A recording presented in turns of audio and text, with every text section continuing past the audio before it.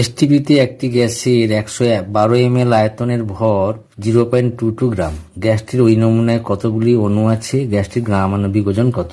আমরা জানি 22.4 লিটার সমান সমান আমরা লিখে দেবো এটাকে মিলিমিটারে প্রকাশ করলে 22.424 চারকে তোমরা 1000 দিয়ে গুণ করলে এখানে এত ml হবে। ঠিক আছে, তাহলে 112 ml গ্যাসের ভর কত? 0.22 গ্রাম। ঠিক আছে, তাহলে 24 ml এর ওজন কত হবে?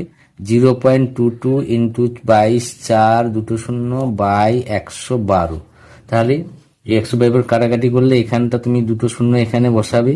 এটা গ্যাসের অনুসংখ্যা কত হয় অ্যাভোগাড্রোর সংখ্যা অনুযায়ী? 6.023 ইন্টু 10⁻23। তাহলে 0.22 গ্রামের ক্ষেত্রে কত হবে? 6.02